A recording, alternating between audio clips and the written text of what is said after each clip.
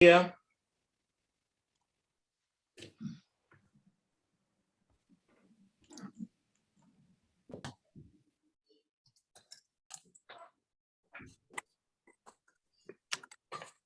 Okay. Welcome to the Friendly Westwood Village Rotary Club.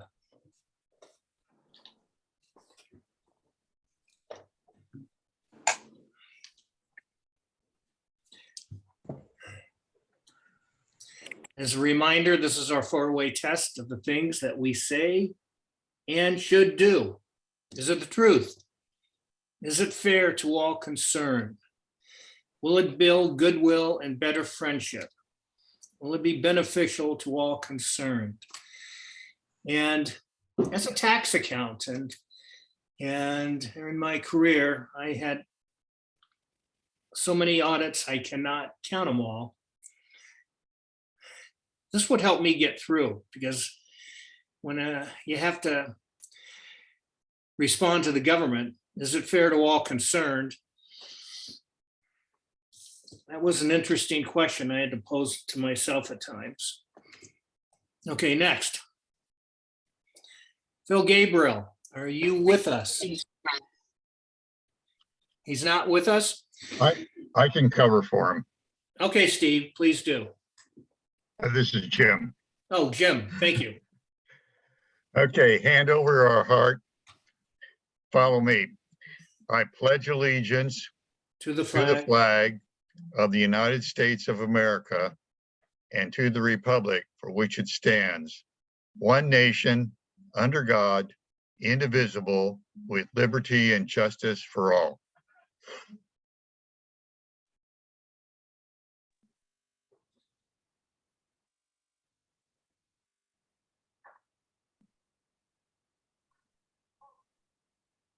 Chris, you're muted. Oh, I unmuted myself, actually. I was waiting to be introduced. Chris Gaynor, you're muted still. Oh, I'm sorry. You're talking to Chris Gaynor. Sorry.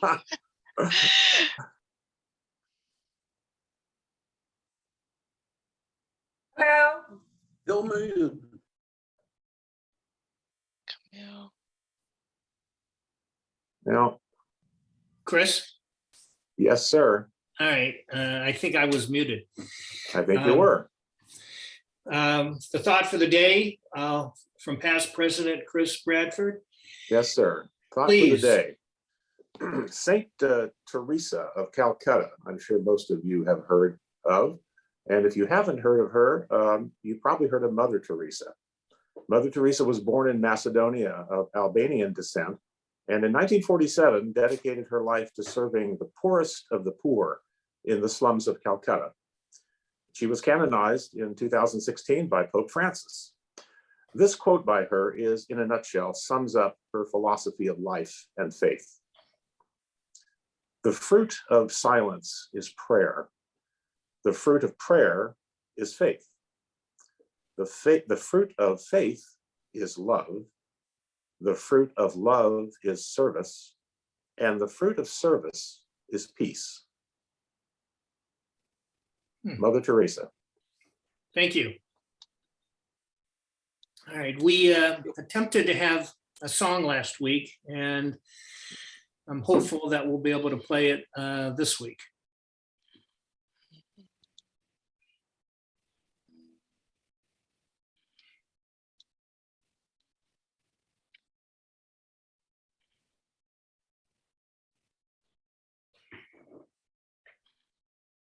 I think we need some volume. Oh, this is.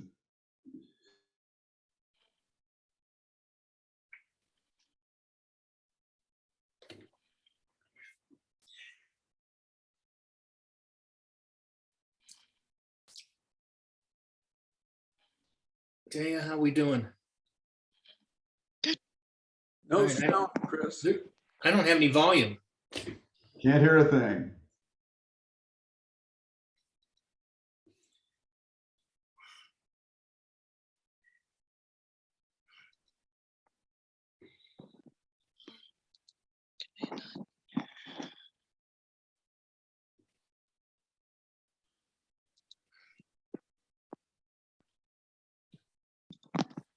computer is it coming from?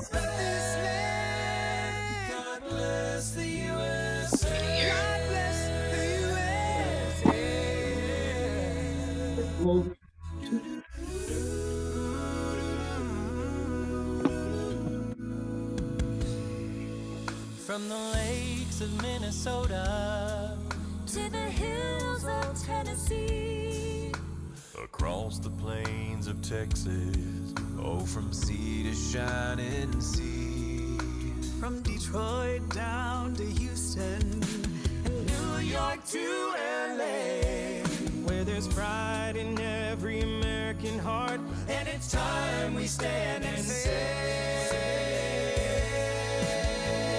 oh, and I'm proud to be an American, where at least I know I'm free, and I won't forget the men who died, who gave that right to me, and I gladly stand up next to you and defend her still today, 'cause there ain't no doubt of this land. God bless the USA. God bless this country, and I'm proud to be an American, where at least I know I'm free, and I won't forget the men who died, who gave that right to me, and I gladly stand up next to you and defend her still today, 'cause there ain't no doubt I love this land. God bless, please bless the USA.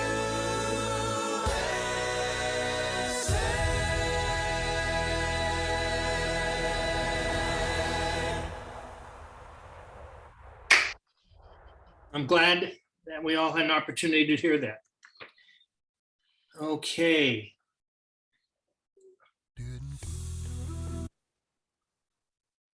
Okay, Taya. So in my business, sometimes we have problems collecting our receivables. So we've never gone to this extreme, but this caught my attention. If your check is in the mail, please disregard this notice. All right, next.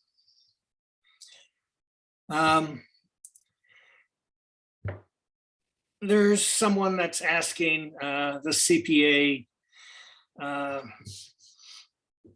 to blink as opposed to properly record transactions. So it says, this isn't the kind of business transaction that could get me 5 to 8 in a minimum security correction facility, is it? So the comment is, illegal transactions can lead to punishment under the law. Illegal transactions are frequently rooted in unethical behavior. So I'm sure every CPA has been confronted with one client or another that asked them to blink a couple of different times. Next.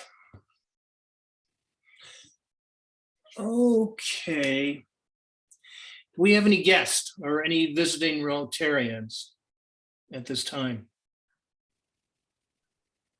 I'd like to welcome our special guest, Carmela Sears, back today.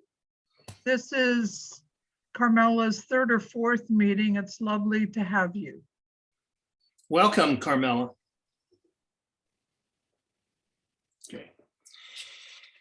All right. Announcements. Chris, we'll start with you.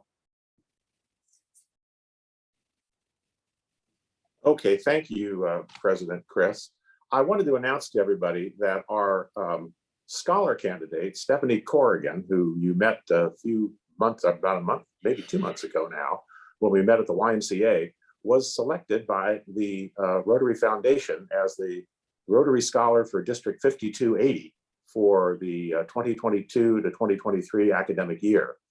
As a reminder to you, she's going to a university called Post Sciences in Paris, France, and she is ecstatic about the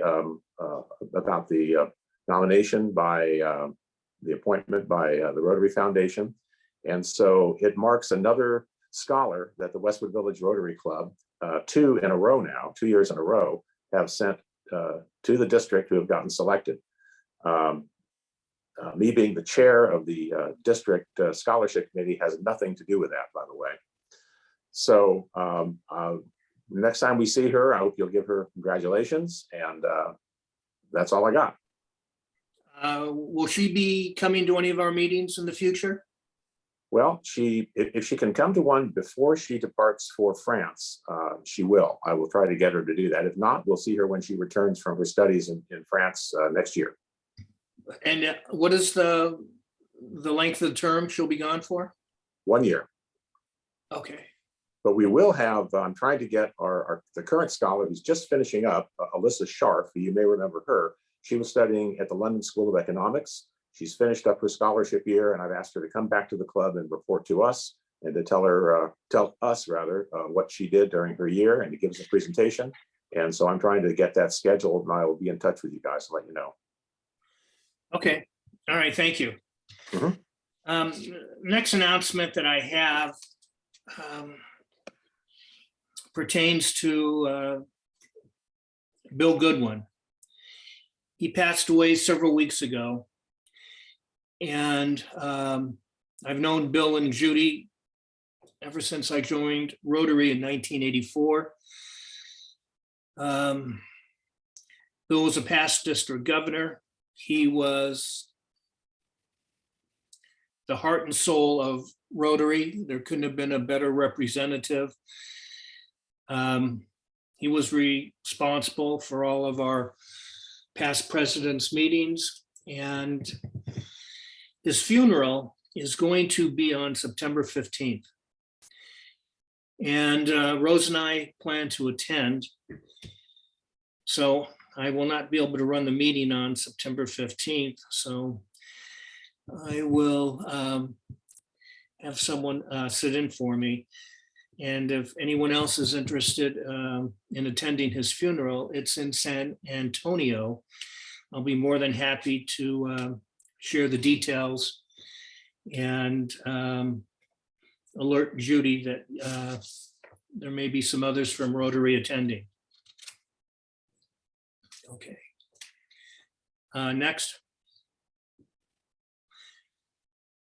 Okay. I wanted to revisit sex trafficking. There's quite a bit of information that's percolating everywhere now. And I'd like to give you some statistics as of 2017. Some of these statistics are almost too hard to believe. Human trafficking is a $150 billion industry. There's over 40 million victims worldwide. There's over 100,000 victims in the United States. It's estimated that 715,000 students have been educated. 445 survivors have been served, and those who are at risk as well. There's 20,000 individuals mobilized through advocacy. There's 3 levels of prevention. One of them is prevention education. This protects, trains educators and adults to identify and respond to signs of human trafficking and equips them to build and implement a reporting protocol. The curriculum teaches students how to keep themselves and others safe from human trafficking. Next. The Employ and Empower team provides trauma-informed wraparound support to prevent exploitation and re-exploitation. The program serves survivors of human trafficking and other abuses people at risk of being exploited, and those who face barriers to employment or education opportunities. It's critical that once someone is rescued, that they have the opportunity to get employed and empowered. Otherwise, they're going to revert right back to where they were. Next. Community mobilization. Through hosted events and collaboration with local and national political leaders, we mobilize communities to advocate for freedom. So I've been in touch with Clark McClary. He's responsible for the sex trafficking for Rotary. And Bob Deering in the Sacramento area on the West Coast. And with their guidance, I'll be putting together some programs that I'm hopeful that we'll have a large participation from our club specifically. Any questions or any comments? Allie? Hi, thank you, Chris, for making this one of your priorities this year. You know, I just wanted to comment last week, Sunda brought her daughter, I think many of you remember, she's in her young 20s, was visiting with us at Guido's last week. And she and I were chatting after the meeting, and she made the comment, your second priority, the impact generation or the new recruits, she had suggested kindly that we consider having them be some of our message deliverers. She was like, it's a little creepy having some of the members of the club deliver the message. But the more important thing that she said is if we package it with potentially a self-defense class, she said, as a young student, if anywhere would have offered self-defense at high school or something like that, she would have wanted to attend that. And if you would have put the messaging with that class, it's maybe one way that it can be received. So that was her feedback that I thought was really interesting from a different generation's point of view. No, I appreciate that. And you and I should talk further. Any other people have any comments? Okay, next. All right, impact. I continue my conversations with Patrick Longano, and this is the nuts and bolts of how we build the club. We break it up into 3 different areas. It'll be comprised of new members, team member spouses, and former Rotarians that due to job change could not make meetings, but might be very interested in just providing service to the community. The goal is to have 12 founding members. We will be the first club in California and the first club on the West Coast. So I'm excited about it. I will continue to get you more information on it. Steve Day is going to be the point person for the Impact Club. And Steve and I will work closely together on this. But if there are any member spouses that would like to get involved and help us build a team, any former Rotarians that just would very much like to return, but didn't have the time, but could specifically do service projects. When we talked about this at our board meeting, one of the questions raised was where are we going to get the projects? And I liked Mark Rogo's response. Mark, can you share with us what your response was to the club, to the board? Well, I'm not sure which part of the conversation. We've had several conversations about this. Well, the ones that you talked about, the schools, all the different needy projects from all the different schools. And I think what I said was that if we got word out just to the schools, to the HOAs in the neighborhood, yes, various buildings, and to the neighborhood council, the library, the other board members, I have all these emails. We're gonna find a tremendous amount of potential projects in the community.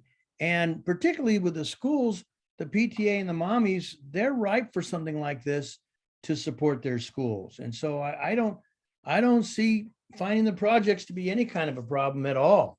On the contrary. yeah. And Steve, Day, and we've discussed it with our children, our young adults. And Steve, tell me what your son had to say. Yeah, hi, Chris. We had a dinner with our son and his significant other a few nights ago, and I shared with both of them our thoughts about establishing an impact club, and they both thought it was great because they're not looking to weekly meetings. They're not looking to being on a board where you have board meetings, but they want to be out in the community and do projects. So being a service-oriented club, I really think that they'll be very enthused about being part of it, or at least hopefully at least giving it a serious consideration and being members. And so I'm thinking that knowing the members of our club and knowing about their children and knowing that they all are in their careers, many are in their careers now, but that they might also be very enthused about a service-oriented club in our community where we're doing projects, and then also learning more and more about Rotary, and who knows what might come from that. But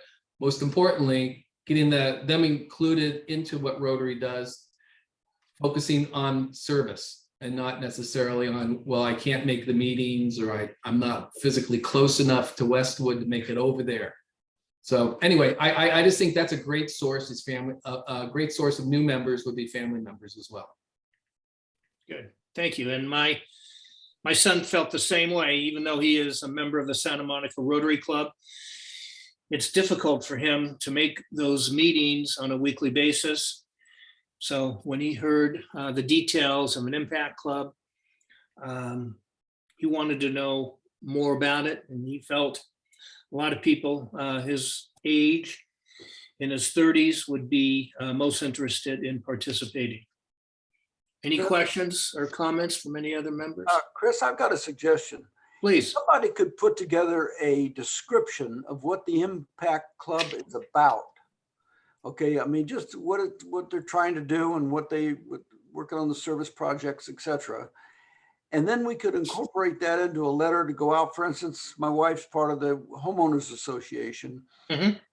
She could send out, or we have the former Rotarians, and you could send out, a lead in and a final deal.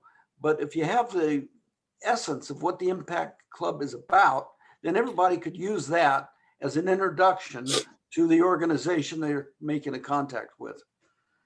No, I'll be glad to. I've got most of the information already, and I'll get that over to you over the weekend. Well, it should be available to anybody, any member of the club who wants to make contact with any organization. We have it. I know that I sent it out to Nancy and Steve. Nancy, do you have any, or I'm sorry, to Diane.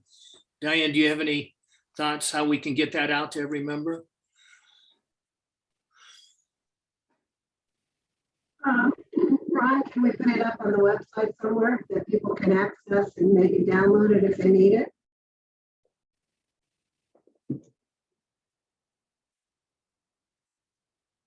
Ron, you're muted.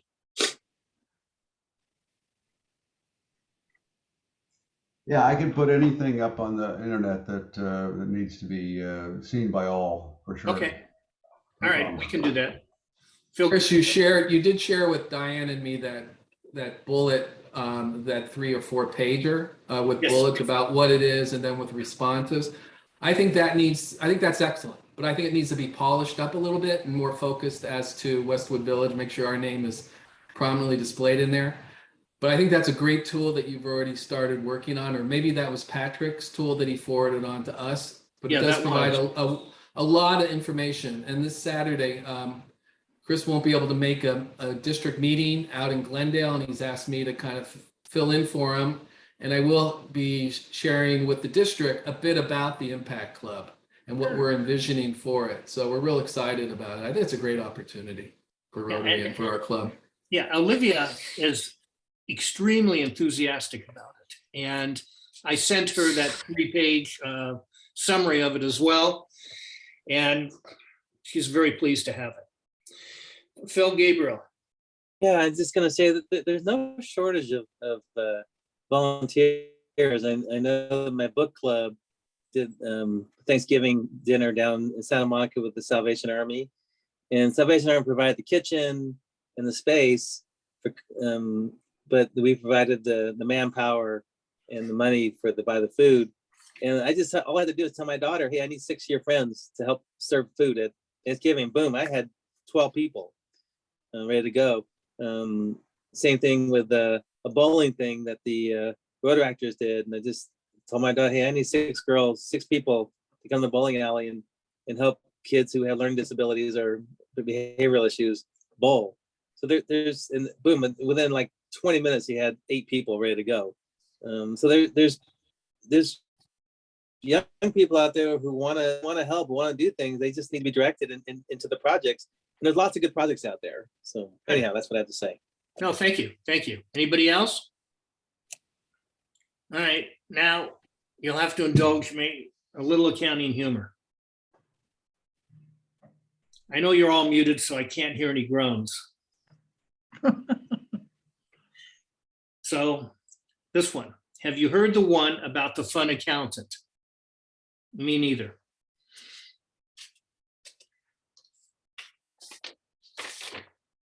All right. Speak for yourself.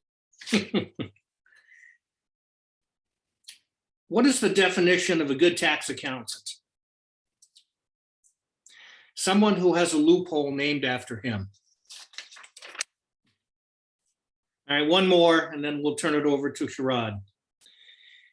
If an accountant's wife cannot sleep, all she has to say is, "Dear, tell me about your day at work."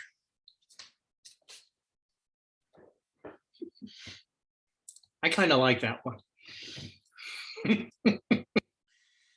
Okay, we will look forward to hearing from Sherod, his craft talk. And Sherod, I'm going to turn it over to you. You haven't been with us too long. I know this craft talk is maybe the first one that you're experiencing. We're looking forward to learning a little bit more about you, your wife, your background, where you came from, what you expect out of Rotary, why you joined, what do you think that you'll want to do coming up. So with that, I turn it over to you. Okay, thank you very much. Can you all hear me okay? I'm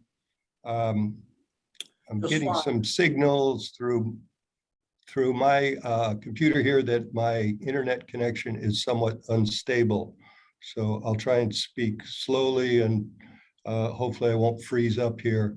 But if you can all hear me, that's great.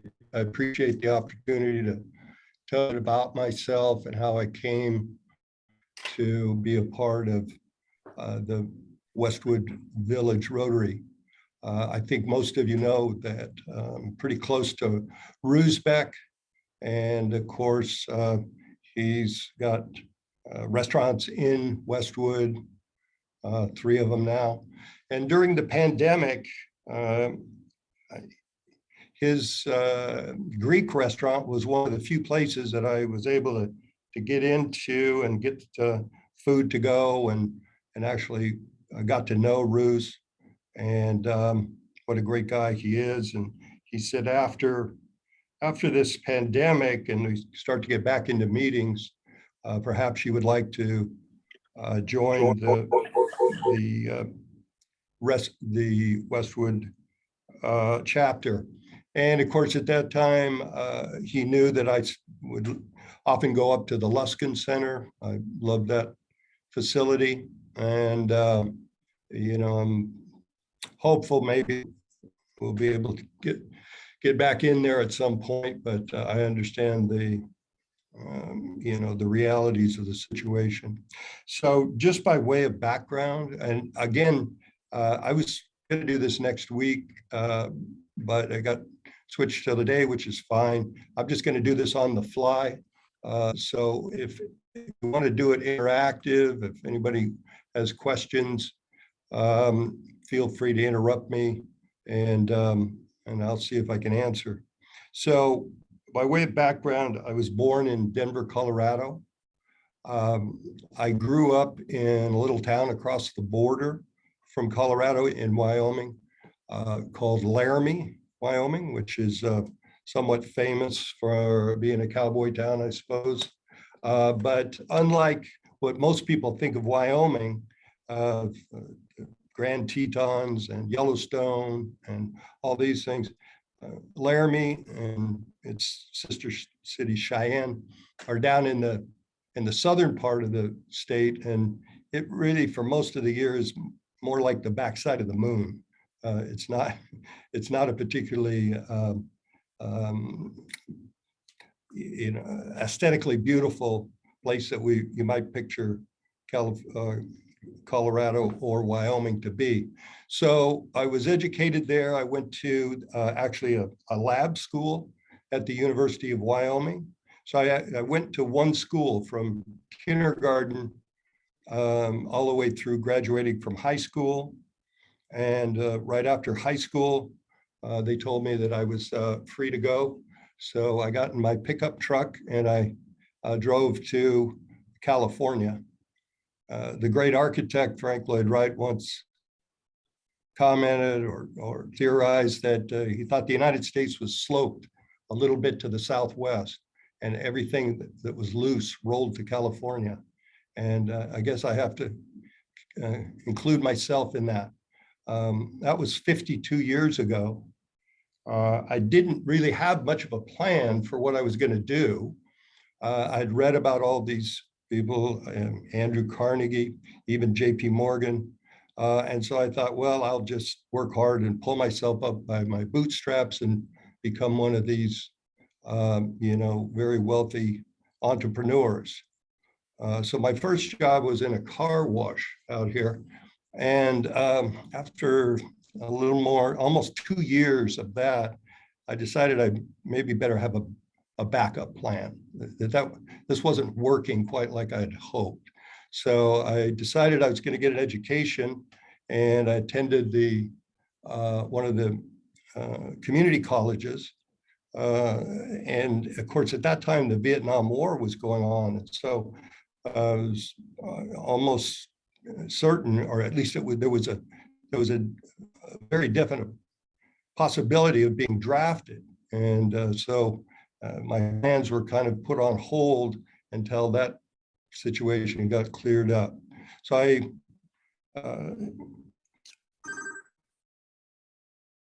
sorry.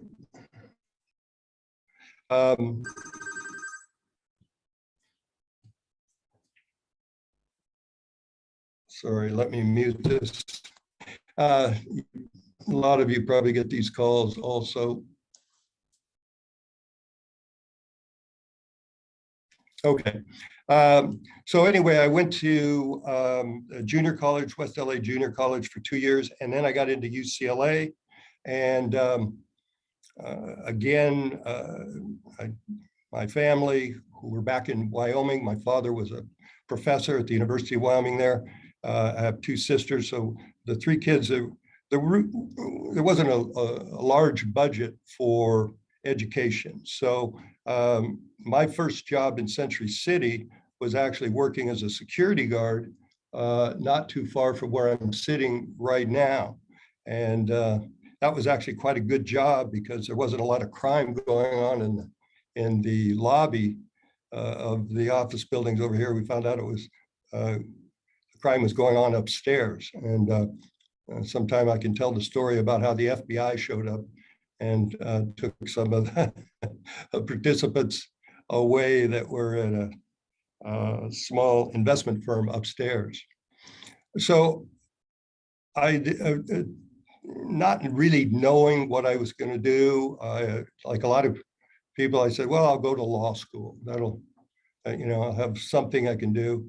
And I started that process, but by an absolute coincidence, there was a visiting guest at one of the business classes that I was taking. And at that time, I was actually at the Graduate School of Business, which was called the GSM Graduate School of Management at UCLA. And the visiting professor, his name was Benjamin Graham. Now, for anybody that's in the investment business, you probably know that name. If not, he would be on the same equivalent, I would suppose, to what Henry Ford would be to a young engineer starting out, or maybe meeting Albert Einstein if you were a young physicist starting out. I mean, he was of that magnitude. He was also Benjamin Graham was Warren Buffett's teacher at the Columbia School of Business. And at that time, nobody had really even heard of Warren Buffett. But anyway, so I listened to all these things and I said, I think I can do this. This is something that I have a passion for. And as all of you probably know, when you have a passion for something,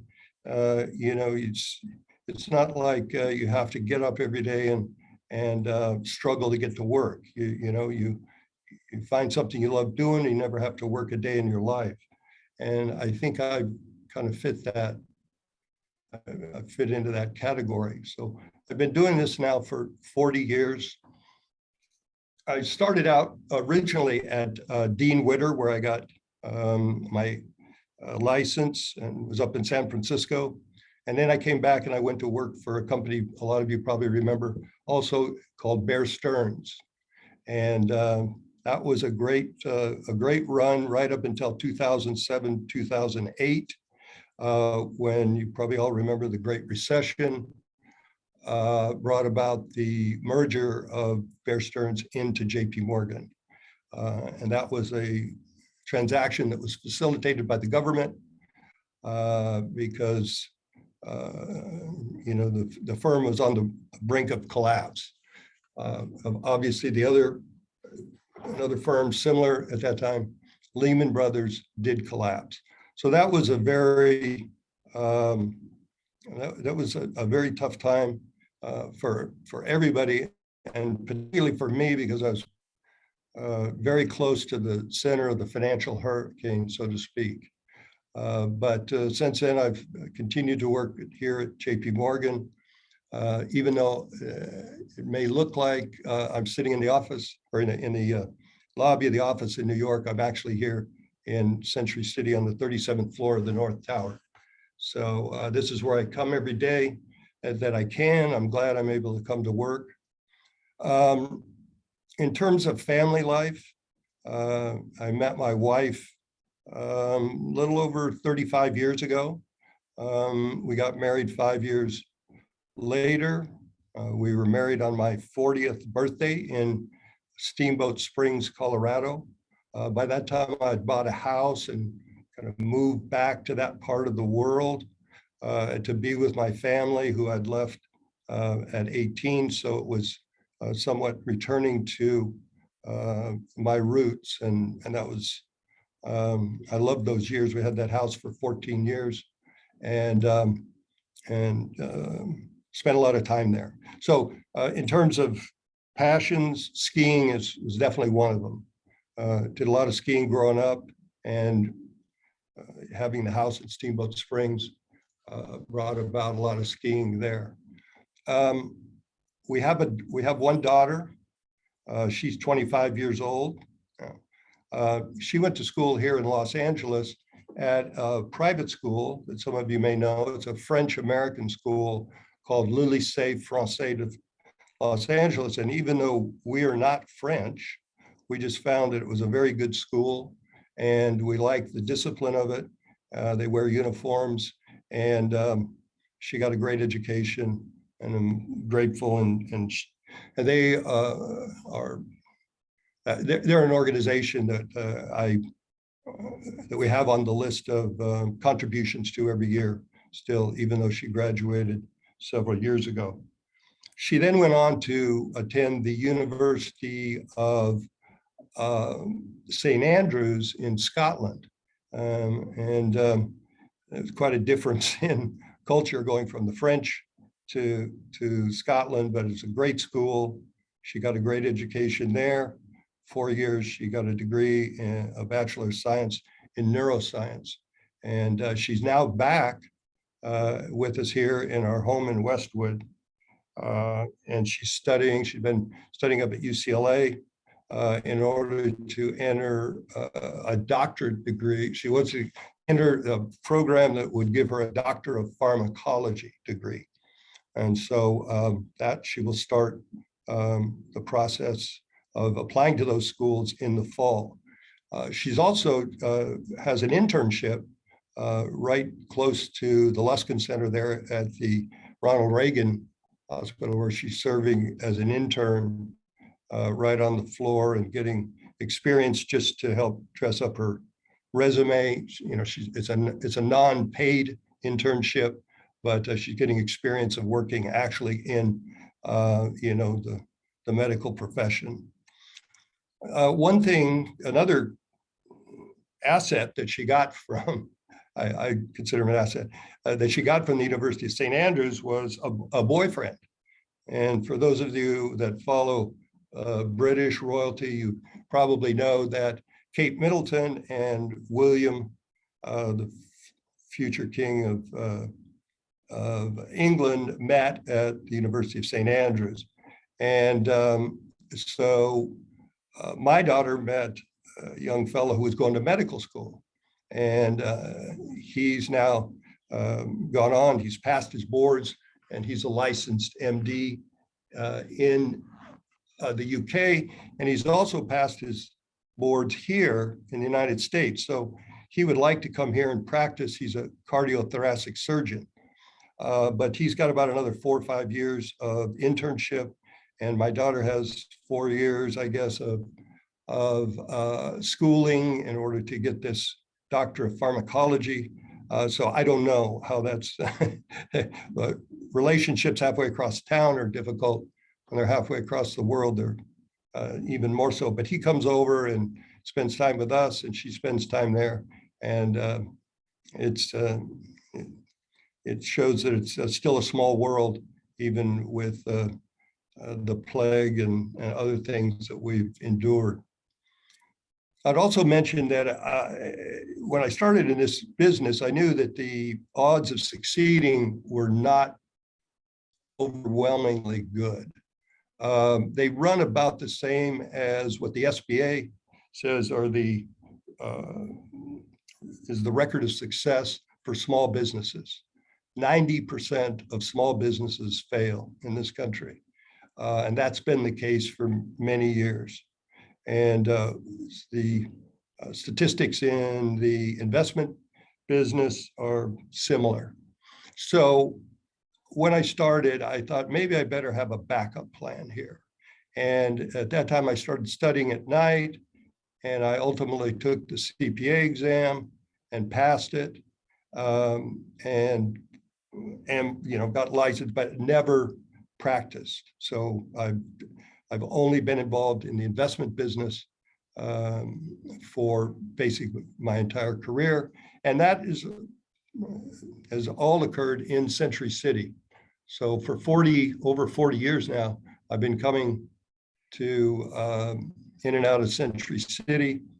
I guess I'd have to say that I found a place where I felt that I belonged. I don't know.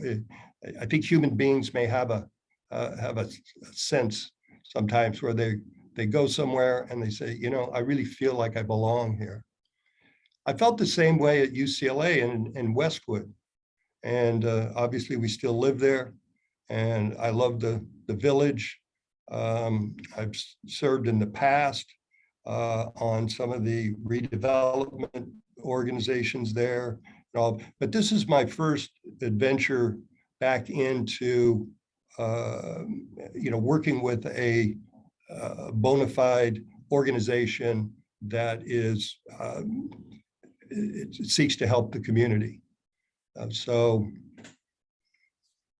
that kind of gives you the background, I guess. I don't know if anybody has any questions. I'd be happy to answer if you do. Well, I have one comment. Many years ago, I went to Scotland and I ordered some sort of Haggis. Haggis. Yeah, I ordered some mince pie. I asked them, what's the selection? And they proceeded to tell me I was with my brother. And then he looked at me and I looked at him and I had no idea what they said. Yeah. None. I couldn't. Yeah. It had, so did your daughter run into that? Well, she's picked up a little bit of British slang. For example, she says things like, "Oh, that's rubbish." When her boyfriend was here, Oliver spent a week with us here. And I said, "Are you guys doing anything today?" And he says, "Well, we're going to go for a wee wander." So a wee wander is a little walk around the neighborhood. So there are some of those. He is from Glasgow. He's one of three boys that was raised there. And the Glaswegians, as they're known, they have a very distinctive Scottish accent. But when you mentioned the food, a lot of people ask me if I've ever eaten haggis. Now, haggis is the national dish of Scotland. But when people hear that it's illegal in this country to sell it, they get a little nervous about eating it. But as I say, Scotland's been around for a long time. In fact, the University of St. Andrews has been in continuous operation since 1413. So if you think about that, that's 80 years before Columbus set sail for America. So that's an old university.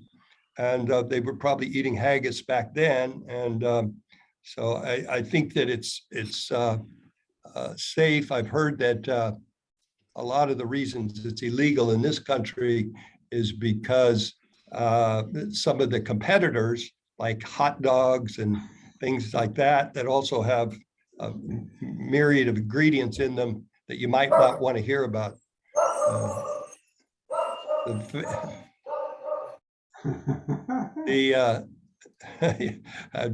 The dog might have heard of haggis and got hungry there. But what's the famous saying? The two things you don't want to see being made in this country are legislation and sausage. So, I think haggis kind of maybe falls into that category. But I came to love the food. I love the people.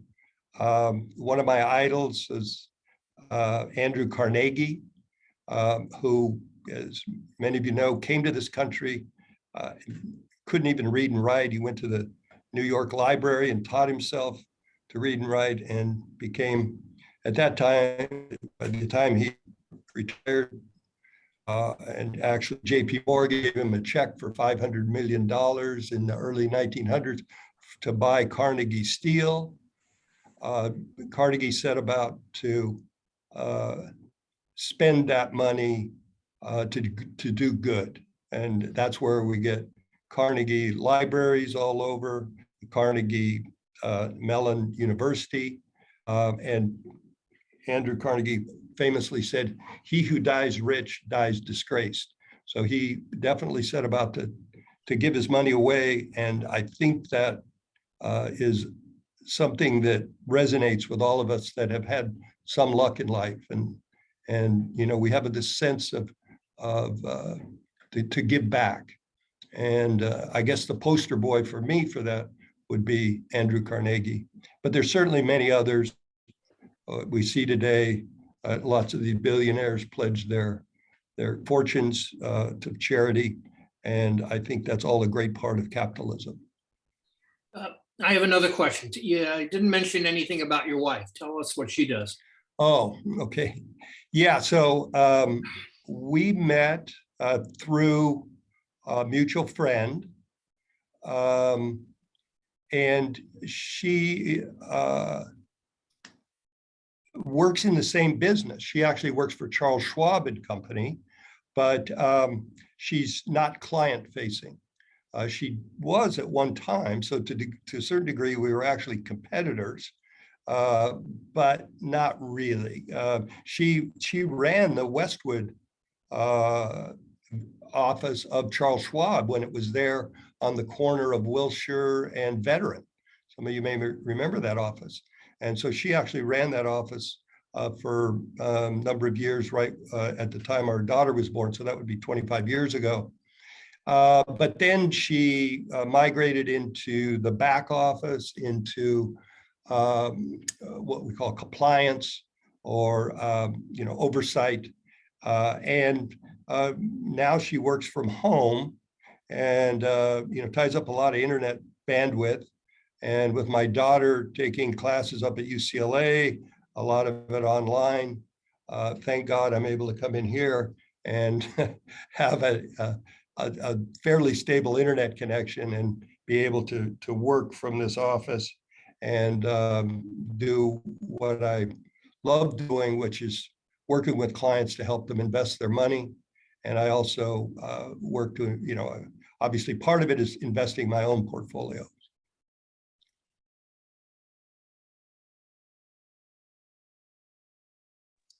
Sherod, I got a question, Steve Day. I can't help but notice your middle name. Is that a family? Is that a family name? So the name I think you're referring to is Sherod, right? Sherod. No, your middle name. Oh, okay, Day. Yes. Right. That's also my last name. So I'm just wondering if we're kissing cousins. Yeah. Well, I somewhat doubt that, but so first of all, I do get a lot of questions about Sherod. Okay.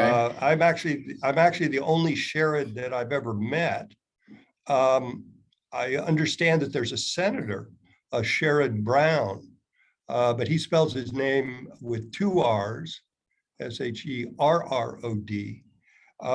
And I've heard people say that he's a potential candidate for president one day. So I thought that was kind of ironic that I've never met anyone that has my first name, but one ended up as president. So we'll see. But the name, the only thing I know about the name is my parents obviously gave it to me in Denver, Colorado. They were both of Scandinavian descent. My mother's side was Swedish, my father's side was Danish. And they knew another Scandinavian, and his name was Sherod. And that's where they got the name. It was between Sherod and Lars Erik, which is obviously a much more common Scandinavian name. But so when people ask me about it, that's the only thing I know is that it was picked up from somebody back in that part of the world who was of Scandinavian descent. My last name, Hanson, spelled O-N, some of you might know, is not Danish, it's Swedish. Even though my father, as I say, was of Danish descent. But his grandfather went to work on the Union Pacific Railroad, as many of the Scandinavians who immigrated during that part of our history.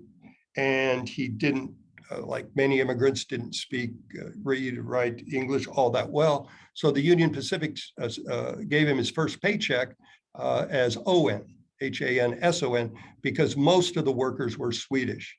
But he didn't really ever make the, take the effort to move it back. And it really doesn't matter because my mother's side is Swedish. So there you have it. My daughter's name, by the way, is Elsa, which is also we think of as a Scandinavian name, but actually there's a lot of Elsas in a lot of different countries. But anyway. Is the day part of the family, or is it just a name they came up with? I honestly don't know. I'm not aware of any other days in the family. It just, I don't know how they came up with that one. Mm-hmm. Thanks. Rod, isn't your wife doing some volunteering? Yes. So her degree from UCLA was in psychology. But she never really went on to do much in psychology unless you consider the investment business somewhat, when you're dealing with, in the compliance area of the investment business, you may need to have a certain amount of psychological training. But so when I met her, she was volunteering at the suicide hotline. And then as their careers we got more involved with their careers. And then, of course, when our daughter came along and that became a full-time project, she didn't volunteer for many years until this last year, when she sought out the D.D. Hirsch Center, which is right here in Century City. Some of you may know it. It's apparently it's a great organization founded by D.D. Hirsch, and she volunteers there every Sunday on the suicide hotlines, and obviously gets calls from people that are in the state of mind that would prompt them to call to get help. So yes, she does that. I served for a number of years through a client. I was introduced to an organization that came about as the result of the sale of the Queen of Angels Presbyterian Hospital to Tenet Healthcare.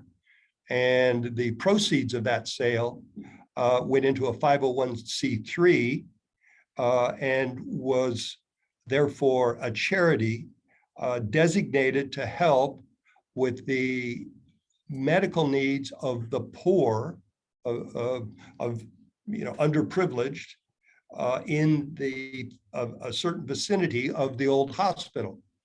And the proceeds of that sale were $400 million.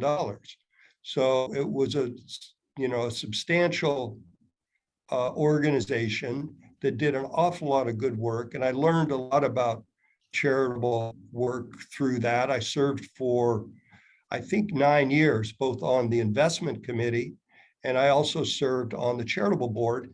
And we had the luxury of giving grants. In other words, we would review grants from local organizations, everything from the homeless to we ran dental trucks out to LA Unified School District. One of the things I learned was that the biggest cause of absenteeism in LA Unified School District is tooth pain. And for a lot of kids, dental care is just a luxury, and they don't have. So we set up, and we had, I think, when I left the organization, we had 3 large semi-trailer trucks that had actual dental chairs in the back of them. And in conjunction with dental students from USC, they would park outside the various schools within the radius around the old Queen of Angels Presbyterian Hospital. And I think it actually expanded even farther than that after a while. And the kids would come out and actually have a a dentist and a chair to sit down in, and it was the first time for many of them. Wow. The other thing you learn very quickly, and a lot of you probably already know this, that Los Angeles has some of the wealthiest people in the world. And we also have a huge amount of some of the poorest people in the world. And so there's enormous disparity. And I saw that then, and of course, these are issues that I know that the Rotary seeks to address. Westwood Village, obviously, we have our problems with homelessness and all, but not like the area that was down where the old Queen of Angels Hospital was. For those of you that know that area, it's kind of right down below the Hollywood sign. Okay, Sherod, thank you. Point of information, I was born there. Oh, really? Yeah. So, just a few years ago. Sherod, thank you. It's still going. It's still going. It's a good hospital. Yeah.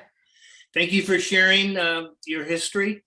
We look forward to getting to know you better and meeting your wife. And I'd very much like to meet your daughter's boyfriend one day, just to make sure I can understand what he's having to say.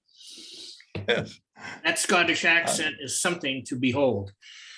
Yeah, and I will say that the Scottish people are something that to behold as well. Their biggest export is people, and I'm happy to say that I think the boyfriend fits that category. I came to have a lot of respect for that country and the people that are there. So yes, thank you very much for letting me tell my story, and I look forward to working with you all. Good. I've got plans for you. Okay. All right. Next week, we will have an in-person meeting. You'll have more accounting humor. And we will be meeting at Guido's again. Our guest speaker is Dr. Ron Bustel. He's from UCLA, and he will be talking about liver transplant, which I'm familiar with. I had a family member that had a liver transplant years ago. And I think it would be very illuminating for all of us. So thank you for all attending, and we are finished.